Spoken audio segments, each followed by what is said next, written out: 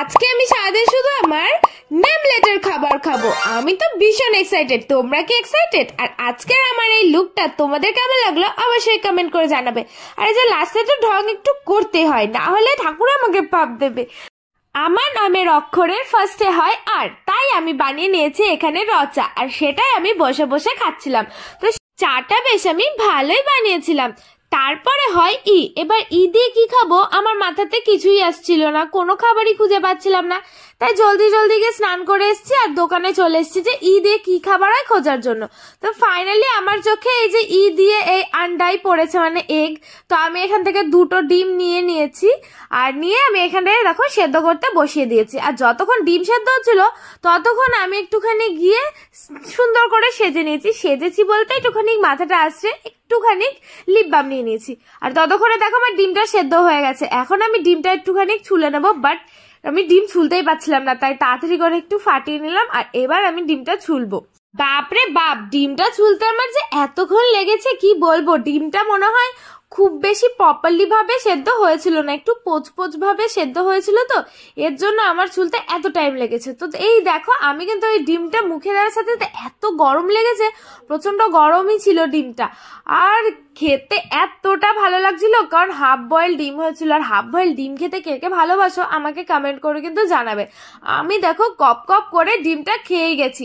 তো আর E complete হয়ে গেছে, এবার হয় এস। এস দিয়ে কি খাবো, তাই আমি বানিয়ে নিয়েছিলাম এখানটাতে দুপুরবেলাতে সিমই। আর এই সিমই খেয়েই আমাকে থাকতে হবে। অনেকটা পরিমাণে সিমই বানিয়েছিলাম। আর সিমই খেতে কে কে ভালোবাসো গো সেটাও কিন্তু কমেন্ট করে জানাবে। আর এতখানি সিমই আমি খাবো, পেট না ভরে কি যায় নাকি? যত আমি ভাত না খাই, এই সিমই খেয়ে আজকে আমার পুরো দিনটাই চলে যাবে। শুধু সিমই খেয়েছিলাম তো, এখানটাতে বিকালবেলাতে আবার খিদে পেয়ে গেছিল, তাই এক বাটি সিমই আবার নিয়ে চলে এসেছি।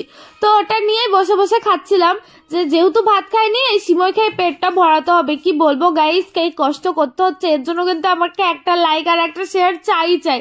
আর তারপরে হয় এইচ। এইচ দিয়ে কি খাবো করতে করতে এখানে দেখে একটা হজমোলা রয়েছে, তো আমি একটুখানি হজমোলাই খেয়ে নিলাম। আর একটুখানি সেজে গুজে রয়েছি কেন জানো?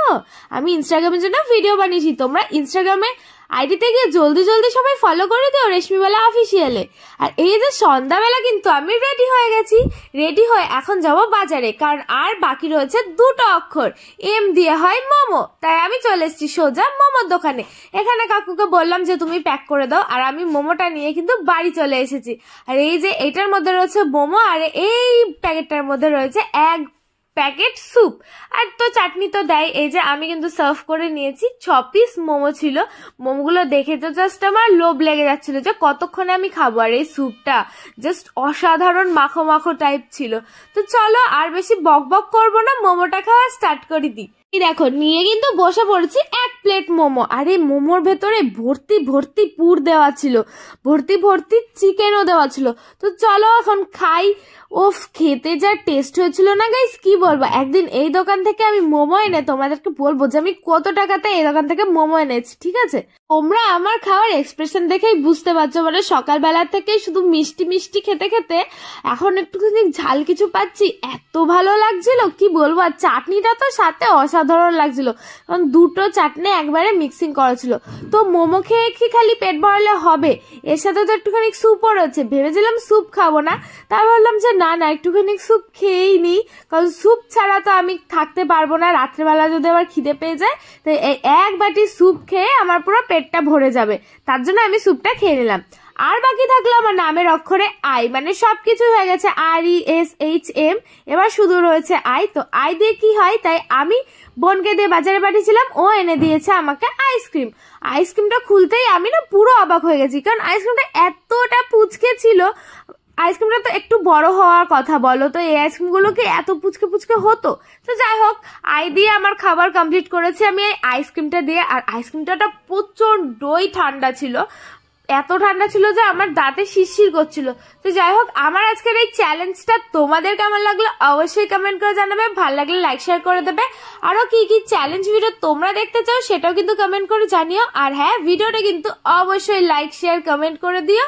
আর আমার পেজটা কিন্তু অবশ্যই ফলো করে দিতে হবে। তো আজকের জন্য বাই, দেখা হচ্ছে নেক্সট ভিডিও। Bye bye.